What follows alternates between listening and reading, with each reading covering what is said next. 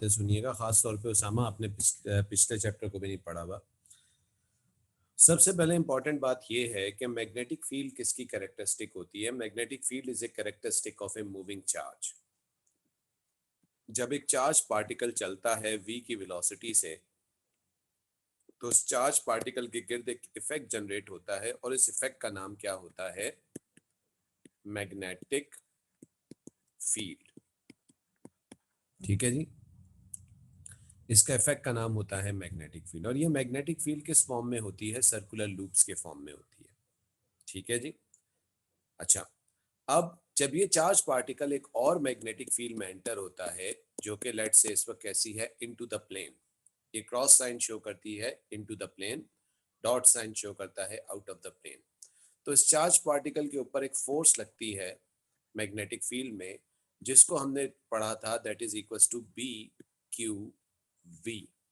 We वो velocity है जिससे पार्टिकल चल रहा है, क्यू इस चार्ज पार्टिकल की वैल्यू है, और बी क्या है? Magnetic flux density. यानी ये जो मैग्नेटिक फील्ड में एंटर हो रहा है, उस मैग्नेटिक फील्ड की कितनी ताकत है, उसकी कितनी स्ट्रेंथ है, उसकी कितनी फ्लक्स डेंसिटी है, that is actually magnetic flux density. ठीक है जी। सर रिपीट कर दीजिएगा, बी का मतलब। बी क्या है? B B is simply magnetic flux density. जिस मैग्नेटिक फील्ड में ये चार्ज पार्टिकल एंटर हो रहा है, उस मैग्नेटिक फील्ड की कुछ स्ट्रेंथ होगी, कुछ ताकत होगी, और किसी भी पॉइंट पे उसकी कितनी ताकत है, कितनी स्ट्रेंथ है, उसको हम उसकी मैग्नेटिक फ्लक्स डेंसिटी कहते हैं। और हमने डिस्क्राइब किया था कि ये टेस्ला में मेजर होती है, जिसका सिंबल हम कैपिटल टी बनाते हैं, और ये एक वेक्टर क्वांटिटी है, क्योंकि मैग्नेटिक फील्ड की एक डायरेक्शन होती है, into the page, out of the page, इस तरीके से उसकी डायरेक्शंस होती हैं। अच्छा, पॉजिटिव चार्ज फ्लो कर रहा है कंडक्टर के अंदर। लेट्स से ये कंडक्टर है। अब बात को जरा और ध्यान से सुनिएगा एवरीवन। बच्चों, ये मेरे पास एक कंडक्टर है और उसके अंदर इलेक्ट्रिक करंट का फ्लो हो रहा है। ठीक है जी, इलेक्ट्रिक करंट का फ्लो हो रहा है, यानी आई फ्लो कर रहा है ऐसे। अच्छा, आई जो होता है, it is actually conventional current, और कन्वेंशनल करंट किस चार्ज का फ्लो कंसीडर किया जाता है? पॉजिटिव चार्ज का। तो जब ये पॉजिटिव चार्ज पार्टिकल कंडक्टर में चल रहा है, तो एक नहीं बहुत सारे चार्ज पार्टिकल्स v की वेलोसिटी से चल रहे होंगे। ठीक है जी। टोटल नंबर ऑफ चार्जेस, इसके लिए मैं सिंबल बना रहा हूं n का। ठीक है, charge of one particle is q। एक जो चार्ज पार्टिकल है उसकी चार्ज की वैल्यू q है। ठीक है, कितने नंबर ऑफ चार्जेस चल रहे हैं इसमें? n। तो ये बताइए, टोटल चार्ज इन कंडक्टर ये किसके बराबर होगा? इसका सिंबल मैं क्या चूज कर एन रहा क्यू। हूं? जी, कैपिटल Q चूज कर रहा हूं, तो that will be n into q. ठीक है जी, that will be n into q. ये बात सबको समझ में आई? जी। यानी अब कि इस जितने नंबर ऑफ चार्जेस हैं, number of charges multiplied by charge on each particle.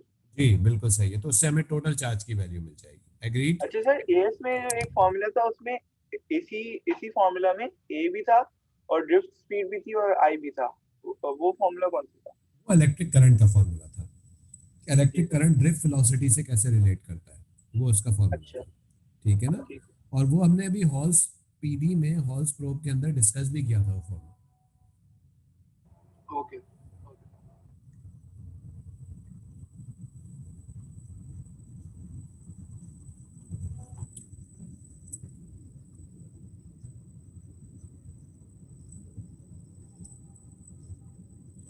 अच्छा, अब एक बात बताइए, लेट्स से इस कंडक्टर के ऊपर मैं एक मैग्नेटिक फील्ड लगाता हूं ऐसे,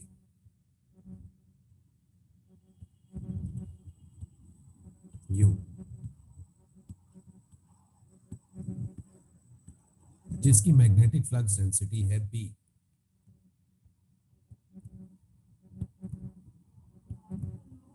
इस तरह से। अब बताइए मुझे, क्या ये मैग्नेटिक फील्ड स्ट्रेंथ इस चार्ज पार्टिकल्स की वेलोसिटी के साथ या इलेक्ट्रिक करंट के साथ क्या एंगल बना रही है? 90 डिग्री का एंगल बना रही है। तो इसका मतलब ये है कि इस वक्त magnetic field is at 90 degree to conductor. Conductor के कैसा है? 90 डिग्री के ऊपर, या हम कह सकते हैं आई के, करंट के भी ये क्या बना रही है? 90 डिग्री का एंगल बना रही है। जब एक चार्ज पार्टिकल किसी मैग्नेटिक फील्ड में जाता है तो उसमें जो फोर्स लगती है वो बी क्यू वी है। यानी इस वाले चार्ज पार्टिकल के ऊपर जो फोर्स लगेगी वो बी क्यू वी हो जाएगी। इस पे भी फोर्स लगेगी बी क्यू वी, इस पे भी फोर्स लगेगी बी क्यू वी, और इस पे भी फोर्स लगेगी बी क्यू वी। ठीक है, तो बताइए टोटल फोर्स कैसे निकलेगी? तो टोटल फोर्स इसके बराबर होगी बी क्यू। ठीक है, क्यू। अब ये बताइए क्यू क्या मैं एक चार्ज पार्टिकल का लूं या टोटल चार्ज लूं का लूं? फिर टोटल चार्ज। टोटल चार्ज, तो ये हो जाएगा कैपिटल क्यू। ठीक है जी। टोटल फोर्स क्या हो जाएगी? B Q v. That will be the total force. ठीक है जी। Is that clear everyone? जी। क्योंकि एक चार्ज के ऊपर जो फोर्स लग रही है वो क्यू की वजह से लग रही है, तो टोटल फोर्स हो जाएगी B Q V, where Q is the total charge. अब ये जो कंडक्टर है जनाब, इस कंडक्टर की क्या कुछ ना कुछ लेंथ होगी, है ना? इस कंडक्टर की कुछ लेंथ है एल। ये चार्ज पार्टिकल्स v की वेलोसिटी से इस कंडक्टर में चल रहे हैं। ये बताइए इस कंडक्टर की लेंथ l है, v की वेलोसिटी से ये पार्टिकल्स चल रहे हैं, तो l की लेंथ को v की वेलोसिटी से ट्रेवल करने में कुछ ना कुछ टाइम लग रहा होगा कि नहीं लग रहा होगा? लग रहा होगा। तो इसके लिए हम रिलेशन बना सकते हैं v is equals to L upon T, है ना? जिसमें l जो है वो लेंथ ऑफ कंडक्टर है और t वो टाइम है जिसमें ये ट्रेवल कर रहे हैं। तो जो टोटल फोर्स होगी that will be now force on conductor, that is equals to B Q, और v की जगह में क्या लगाऊंगा? l upon T. ठीक है जी। एक बात बताइए, आप लोगों ने ओ लेवल्स में पढ़ा है q अपॉन टी, ये किस चीज का फॉर्मूला होता है? What is q upon T? Current. Electric current का, आई का। यहाँ पे इस इक्वेशन में q अपॉन टी की जगह अगर मैं I लगा दूं तो that will be F is equals to B I L. ये वो फोर्स है जो इस पूरे के पूरे कंडक्टर में लगेगी। मैं अपनी पूरी बात को कंक्लूड करता हूँ कि जब हम एक कंडक्टर में इलेक्ट्रिक करंट फ्लो करते हैं और उस कंडक्टर को एक मैग्नेटिक फील्ड में रखते हैं, तो हर इंडिविजुअल चार्ज पार्टिकल के ऊपर मैग्नेटिक फील्ड की वजह से कुछ फोर्स लगती है। ठीक है जी। ये टोट फोर्स जो है सबकी एड अप होके पूरे कंडक्टर के ऊपर एक फोर्स लगनी शुरू हो जाती है। यानी हम कहते हैं कि जब हम एक करंट कैरिंग कंडक्टर को एक मैग्नेटिक फील्ड में रखते हैं तो करंट फ्लो की वजह से उस कंडक्टर पे एक फोर्स लगती है, और उस फोर्स की जो वैल्यू होती है वो किसके बराबर होती है? That is equals to B I L. ठीक है जी। ख्याल रखिएगा, यहाँ मैग्नेटिक फील्ड और कंडक्टर एक दूसरे के साथ 90 डिग्री के एंगल पे। ठीक है, इसको कॉपी कर ले। किसी ने कोई सवाल पूछना है तो पूछ ले।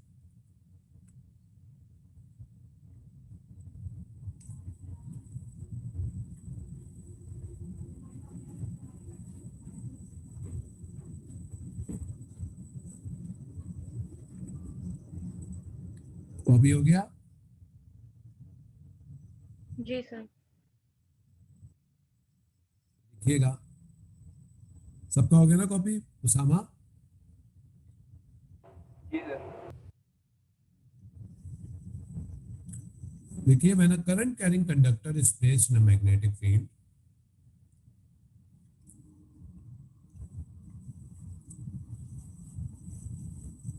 when a current carrying conductor is placed in a magnetic field,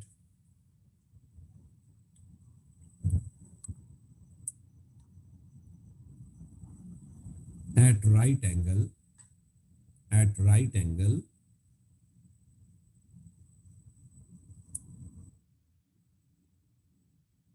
it experiences a force, it experiences a force, it experiences a force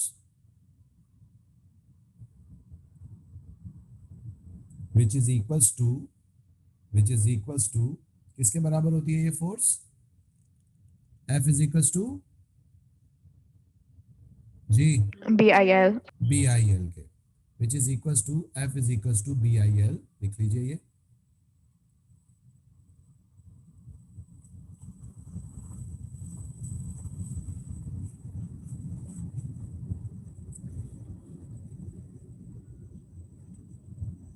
ठीक है। अच्छा, इस फॉर्मूले को जरा मैं बेहतर तरीके से डिफाइन कर दूं। F is equals to BIL। What is F?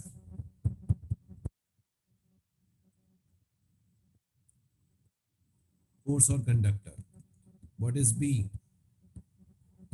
Magnetic flux density। What is I? Electric current। What is L? G। L क्या है बच्चों?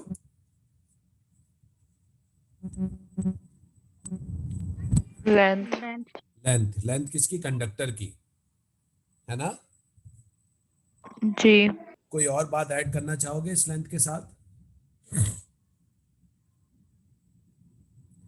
तो जरा ध्यान रखिएगा बच्चों, ये खाली लेंथ नहीं है, it is length of conductor inside magnetic field. जरूरी नहीं है बच्चों कि पूरी की पूरी कंडक्टर की जो लेंथ है वो मैग्नेटिक फील्ड के अंदर हो सकता है लेंथ का कुछ हिस्सा मैग्नेटिक फील्ड के अंदर हो।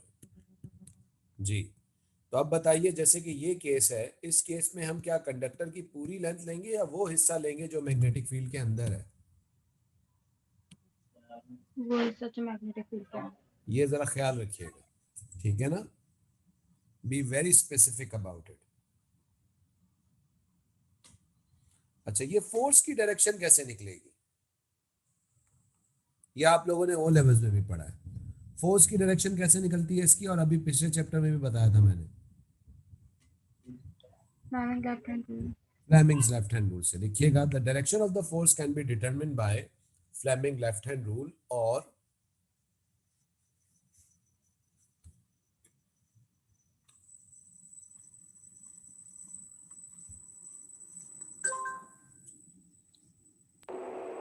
the direction of the force can be determined। Twice करा देंगे प्लीज, क्या जो चीज? राइट हैंड और लेफ्ट, जो हैंड रूल्स होते हैं ना राइट और लेफ्ट, वो प्लीज कंफ्यूजन हो रही है कि हाँ। राइट कब है और लेफ्ट कब। The direction of the force can be determined by Fleming's left-hand rule, or the direction of the force can be determined by Fleming's left-hand rule, or right-hand palm rule। Right-hand palm rule।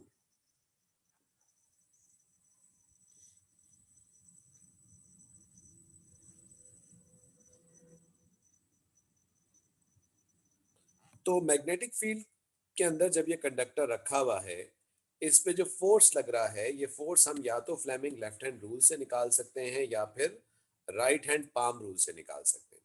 अच्छा, मैंने आप लोगों को एक बात बताई थी बच्चों कि ये जो तीन क्वांटिटीज हैं, F, I और यहाँ पे होगा B। ये तीनों तीन डिफरेंट एक्सिस पे नजर आएंगी। जैसे हमने पिछले में जब किया था V की बात की थी हमने, तो ये वहां पे भी तीनों क्वांटिटीज तीन डिफरेंट एक्सिस पे थी, तो बिल्कुल इसी तरीके से यहाँ पे भी तीनों क्वांटिटीज डिफरेंट एक्सिस पे नजर आएंगी। देखिए मैं इस रूल को जरा समझा भी दूं डिटेल से। लेट्स से ये कंडक्टर है और यूं करंट चल रहा है और यूं मैग्नेटिक फील्ड इस पे गिरी हुई है। जी, सबसे पहले आप लोग मुझे एक बात बताइए, ये करंट इस वक्त किस एक्सिस पे चल रहा है? एक्स एक्सिस के ऊपर। Very good. ये बताइए मुझे कि बी किस एक्सिस पे है इस वक्त?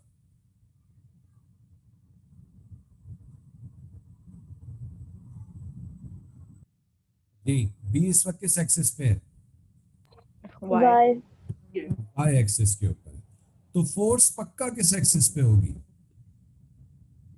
जेड एक्सिस पे। अच्छा, अब ये फोर्स अगर जेड एक्सिस पे होगी बच्चों, तो या तो ये इस वक्त इनटू द प्लेन होगी, या फिर कैसी हो सकती है, आउट ऑफ द प्लेन होगी, है ना? Into the plane, out of the plane, यानी अगर लेट से आप अगर लैपटॉप पे अगर देख रहे हैं, तो आपके लैपटॉप से निकल के अगर ये बाहर की तरफ फोर्स आ रही है, या लैपटॉप से अगर कोई चीज उछल के आपकी तरफ आ जाए, तो वो कहलाएगी इनटू द प्लेन। और अगर आप उछल के लैपटॉप की स्क्रीन में चले जाएं, तो वो क्या, सॉरी, लैपटॉप की स्क्रीन में आप जाएंगे तो इनटू द प्लेन होगा, और कोई चीज आप पे उछल के आ जाए तो वो आउट ऑफ द प्लेन होगी। ठीक है ना? तो अगर लैपटॉप की स्क्रीन से बाहर की तरफ आ रही है तो out of the plane, laptop की स्क्रीन की तरफ जा रही है तो वो क्या कहलाएगी, इनटू द प्लेन। अब इसके ऊपर फ्लेमिंग्स का लेफ्ट हैंड रूल लगेगा कैसे, जरा उसको भी समझ लीजिए। पे अटेंशन, ठीक है?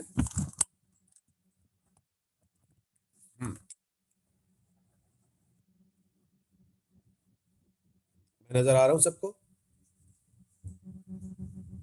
Yes, hello? sir. अच्छा, जी sir. अच्छा भाई, अब जरा देखिएगा, इसमें हमारा ये लेफ्ट हैंड है, ठीक है ना? अब इसमें सबसे पहले हमने अपनी ये वाली इंडेक्स फिंगर है, इस इंडेक्स फिंगर को हमें सबसे पहले सेट करना होता है किसकी डायरेक्शन में, मैग्नेटिक फील्ड में। मैग्नेटिक फील्ड इस वक्त किस तरफ है? नीचे की तरफ है ना? है बच्चों, नीचे की तरफ है। जी sir. तो हम अपनी ये वाली उंगली सबसे पहले इसको यूं कर देंगे, ये देखें नीचे की तरफ चली गई। नजर आ रहा है सबको? Sir north to south. North to south नहीं, एरो को देखें, नॉर्थ टू साउथ छोड़ दें, बस आप यूं रखें लेकिन इसको। वैसे ये हाँ, ये वैसे line north to south show कर रही होती है, बिल्कुल सही। तो ये आपने इस तरीके से यूं रख दिया। आ गई आपकी ये फिंगर, ये इंडेक्स फिंगर है मेरी। अच्छा, this is actually my middle finger, ठीक है ना? अब इस मिडिल फिंगर को आपको करंट की डायरेक्शन में मोड़ना है। तो मेरी ये वाली उंगली आप देखिए, नीचे की तरफ है इंडेक्स, और मेरी मिडिल फिंगर किस तरफ पॉइंट कर रही है, टुवर्ड राइट। तो मेरा थंब किसकी तरफ पॉइंट कर रहा है जी? Upwards. No no no, it is pointing towards the camera. Camera की तरफ पॉइंट कर रहा है, तो इसका मतलब है ये क्या है, it is into the plane. तो फोर्स जैसे कि मैंने आपको बताया किस एक्सिस पे आएगी, जेड एक्सिस पे आएगी। तो जेड एक्सिस का मतलब क्या है कि ये इनटू द प्लेन पे आएगी। समझ में आ रही है बात जी? इज दैट क्लियर और नॉट? जी. अच्छा, दूसरा एक रूल होता है जिसको हम कहते हैं राइट हैंड पाम रूल। ये भी हम लगा सकते हैं, ये बल्कि ज्यादा आसान है लगाना। देखिए, सबसे पहले आप अपनी हाथ को करंट की डायरेक्शन में लेके जाइए। ये रूल यूं लगेगा, IBF, इस पैटर्न को फॉलो करेगा। आपका करंट किस साइड पे जा रहा है? राइट राइट साइड पे। तो आपका हाथ यूं जाना चाहिए, ये देखिए, ये राइट, सही है। उसके बाद ये राइट हैंड से करना है। उसके बाद ये बताइए कि आपकी मैग्नेटिक फील्ड किस तरफ है? Down. तो आप अपना हाथ को यूं तो नीचे कर नहीं सकते उंगलियों को, तो इसको आपको फिर यूं करना पड़ेगा, और यूं आप यूं करेंगे। ये देखिए, नीचे की तरफ चली गई मेरी उंगलियां। थंब किधर पॉइंट कर रहा है? into the plane. Into the plane. तो इसका मतलब है कि फोर्स किस तरफ लगेगी? इनटू द प्लेन सर लगेगी। दोबारा समझाते हैं। देखें, आई राइट साइड के ऊपर, उसामा राइट साइड पे आई लग गया, सही है। जी सर। उसके बाद बी किस तरफ है? नीचे। तो उंगलियां तुम यूं तो नीचे मोड़ नहीं सकते उसामा, तो अगर अब उंगलियों को मोड़ना है तो तुम्हें अपने हाथ को यूं करके यूं मोड़ना पड़ेगा। ये देखो, समझ आया? सर आपका हाथ सही से दिख नहीं रहा। अब दिख रहा है? जी ये सर अब समझा दो। ये देखें, ये आई, ठीक है, यूं आई आया, सही है। जी अब हाथ जी नीचे की तरफ उंगलियां मोड़नी है तो बी, और थंब किधर पॉइंट कर रहा है? सर आपका हाथ दोबारा नहीं दिख रहा। अबे मेरा हाथ क्या मतलब है? जोहा मेरा हाथ दिख रहा है नहीं दिख रहा? दिख रहा है सर। अबे तू कौन सी ऐनक से देख रहा है? अच्छा मैंने जूम इन कर लिया सर। हाँ, अब नजर आ रहा है।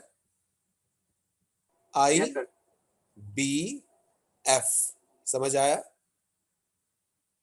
आई बी एफ, क्लियर हुआ? नहीं सर। आई राइट साइड के ऊपर करंट जा रहा है, सर थोड़ा सा हाथ ऊपर कर दें, थोड़ा सा ऊपर। यहां कर दूं? हाँ थोड़ा सा लेफ्ट में। अब सही है, अब सही है। ठीक अब है। देखा। ये आई, आई हाथ आपने आई के यूं किया, सही है उसामा। Yes sir. बी किस तरफ है? नीचे की तरफ है। जी क्या उंगलियां यूं मुड़ सकती हैं नीचे की तरफ? यूं नहीं। तो हाथ को थोड़ा सा यूं करके यूं उंगलियां मोड़ेंगे हम, नीचे की तरफ मुड़ गई। जी थंब किधर पॉइंट कर रहा है? Into the plane. फोर्स किस तरफ हो गई? अब आया समझ में? जी सर अब आ गया। ठीक है जी। तो दिस इज एक्चुअली आईबीएफ, या फ्लेमिंग लेफ्ट हैंड रूल से इसको निकाल सकते हैं। क्लियर हुई यहां तक बात? जी सर। अच्छा जी। अब क्या जरूरी है कि मैग्नेटिक फील्ड हमेशा 90 डिग्री पे ही गिरे? नहीं। ऐसा कोई जरूरी नहीं है। मैग्नेटिक फील्ड किसी एंगल पे भी गिर सकती है। जैसे कि फॉर एग्जांपल सुनिएगा ध्यान से, ये एक कंडक्टर है और इस दफा इस पे जो मैग्नेटिक फील्ड गिर रही है वो कुछ यूं आके गिर रही है, ये, ठीक है। ये इस कंडक्टर पे गिर रही है एक एंगल से, and that's say this angle is theta. This is B and this is I. अच्छा जी। अब ये जो मैग्नेटिक फील्ड है, आप इसके क्या बनाएंगे? दो कंपोनेंट्स बनाएंगे। यूं आ रही है ना बी, है भाई? B cos theta B. हाँ। अच्छा, मैं अगर यहाँ ऊपर लाइन खींच दूं तो अगर ये एंगल थीटा है तो ये एंगल भी क्या होगा? थीटा। थीटा होगा। यहाँ पे भी मैं लाइन खींच देता हूँ। अच्छा जी, अब इसके दो कंपोनेंट बनाते हैं। एक कंपोनेंट हो जाएगा ये, अगर ये एंगल थीटा तो ये होगा बी कॉस थीटा, और ये वाला कंपोनेंट क्या होगा? B sine theta. यही कंपोनेंट मैं यहाँ पे भी बनाता हूँ। ये होगा बी कॉस थीटा, और ये वाला कंपोनेंट क्या होगा? B sine theta. जी उसामा कुछ कह रहे हैं आप? अच्छा, ये बी। अब ये बताइए कि बी कॉस थीटा क्या आई के पैरेलल है या परपेंडिकुलर है? पैरेलल। पैरेलल। तो वो कंपोनेंट मैग्नेटिक फील्ड का जो करंट के पैरेलल होगा वो फोर्स नहीं बनाएगा।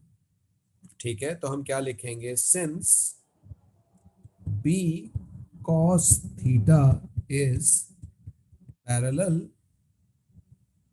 टू आई, या कंडक्टर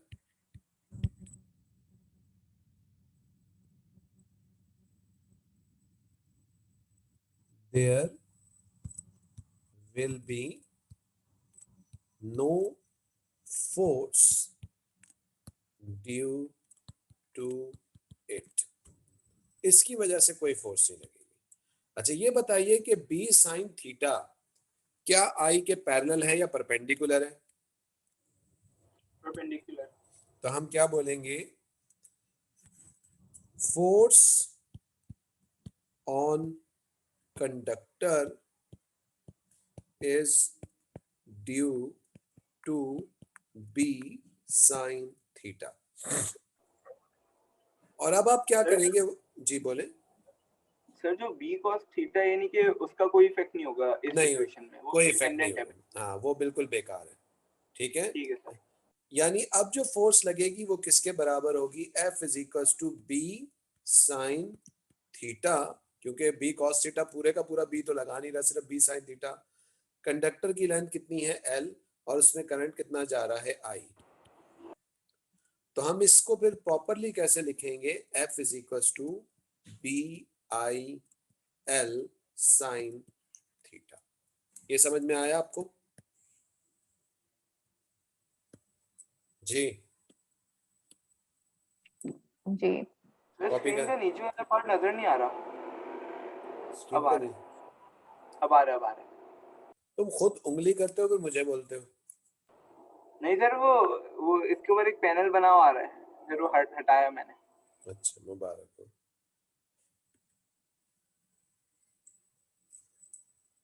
कौन कौन प्रेजेंट है आज, नवीन, मैं हूँ सर यहाँ पे। उसामा, उसामा भी है, जोहा तुम प्रेजेंट हो, माहम प्रेजेंट है आप, जी सर।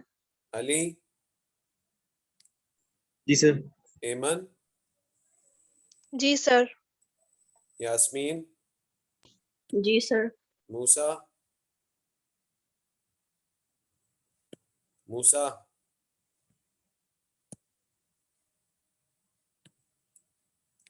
मूसा साहब प्रेजेंट है आप? जी सर। अच्छा जी। अच्छा, ठीक है। हुनैन एब्सेंट है आज, सही। इसको कॉपी कीजिए, कोई सवाल पूछना है तो पूछिए बच्चों।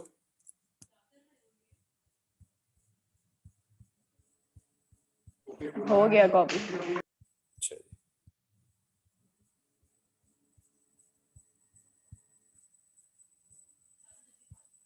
चलें बच्चों, इसका एक क्वेश्चन करते हैं, आ जाएं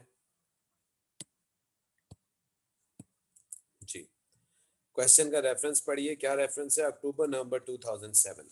ठीक है जी। क्वेश्चन में क्या कह रहा है, A straight conductor carries current I at an angle theta to the uniform magnetic field of flux density B as shown in figure 6.1। तो एक कंडक्टर है जिसमें करंट I का जा रहा है, वो एक यूनिफॉर्म मैग्नेटिक फील्ड में है, जो जिसकी फ्लक्स डेंसिटी B है, कितने एंगल पे, 90 डिग्री पे।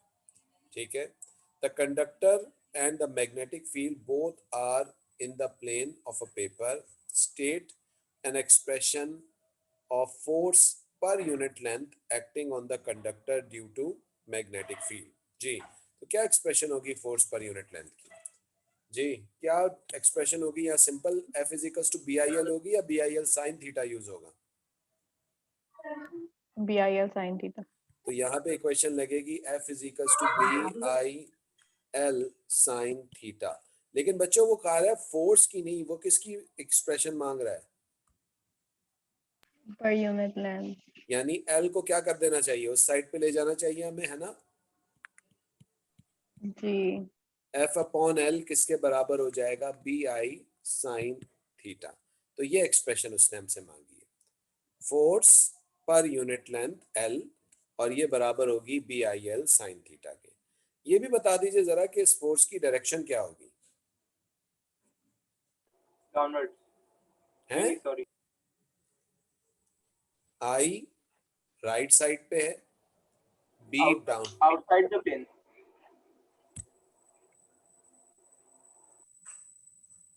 जी क्या डायरेक्शन होगी इसकी मूसा?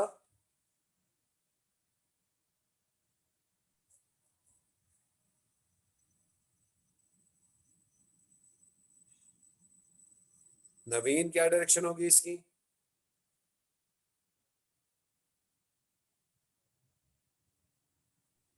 सर इनटू होगा ना? इनटू द प्लेन होगी भाई, उसामा साहब इनटू द प्लेन होगी। फ्लेमिंग लेफ्ट हैंड रूल में जो मिडिल फिंगर है वो डाउनवर्ड्स होगी।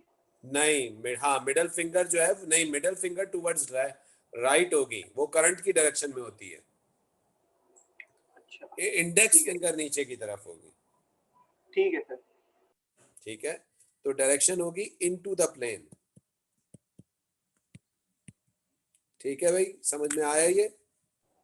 Sir index finger magnetic field का होती है और जो मिडिल फिंगर होती है वो करंट के लिए बिल्कुल सही, और थंब जो होता है वो फोर्स होता है।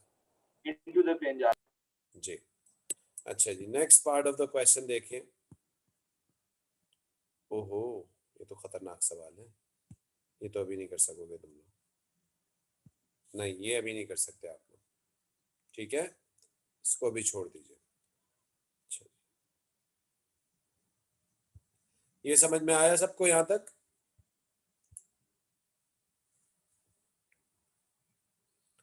अच्छा जी, लेट्स मूव फर्दर। अच्छा जी, अब ये जो हमने एक्सप्रेशन बनाई है F equals to B I L या F equals to P I, actually में इस चीज को हम इस्तेमाल करेंगे एक डिवाइस के लिए जिसका हम नाम रखते हैं करंट बैलेंस। करंट बैलेंस क्या चीज होती है? तो current balance is a device which is used to measure magnetic flux density. Note कीजिएगा, current balance is a device which is used to measure magnetic flux density। सुन रहे हैं सारे या सो रहे हैं? सुन रहे हैं। जी तो सर। करंट बैलेंस एक डिवाइस है जिससे हम किसको मेजर करते हैं? मैग्नेटिक फ्लक्स डेंसिटी को, जिसको हम क्या बोलते हैं? बी। करंट बैलेंस होता क्या है? देखो, बैलेंस के वर्ड से ही हमें पता है कि आपके पास यहाँ इलेक्ट्रॉनिकल बैलेंस का इस्तेमाल होगा। Let me show its diagram to you कि करंट बैलेंस दिखने में कैसा होता है। ठीक है जी, इसका बहुत कॉमनली क्वेश्चन हमारे पास पेपर में दिखता है करंट बैलेंस का, और this is actually a current balance. दिख रहा है आप लोगों को? पिक्चर नजर आ रही है सबको?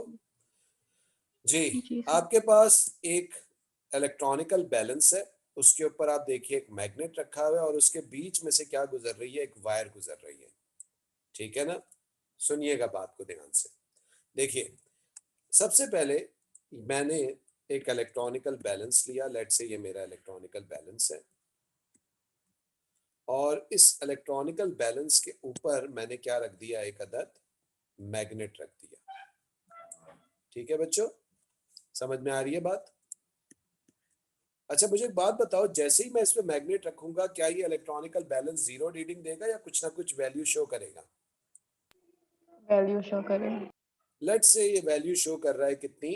100 ग्राम्स की। कितनी वैल्यू शो कर रहा है?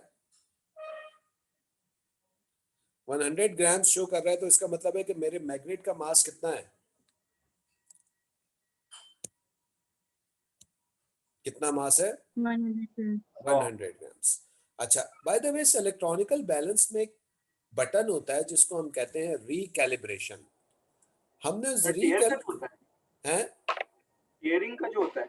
हाँ, वो रिकैलिब्रेशन क्या होती है कि वो जैसे ही हम दबाते हैं तो ये रीडिंग क्या हो जाएगी? बाय द वे,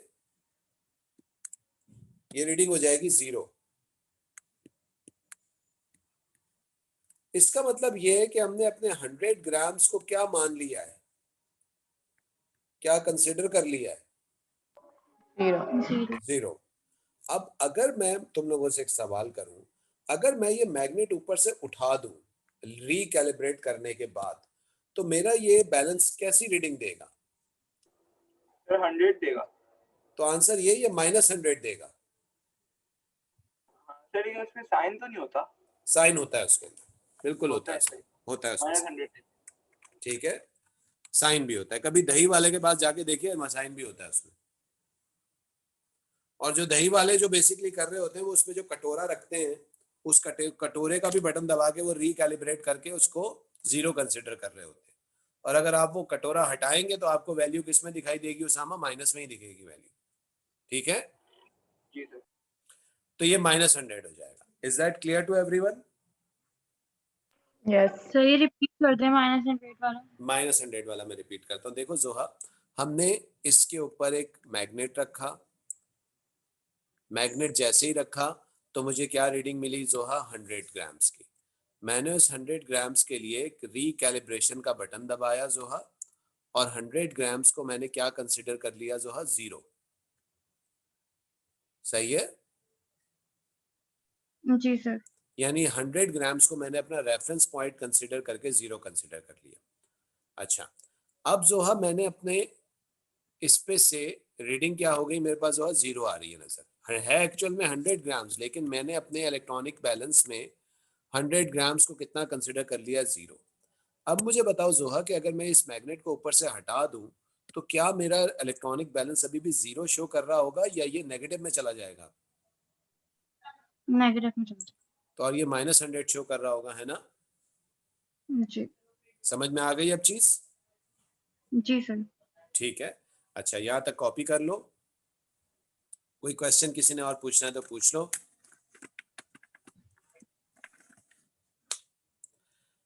अच्छा बच्चों, ये मीटिंग एंड हो रही है, मैं इसी मीटिंग को अभी फौरन एंड कर रहा हूँ और आप लोग प्लीज रीजॉइन करें सेम मीटिंग को, ठीक है ना? सही है भाई एवरीवन?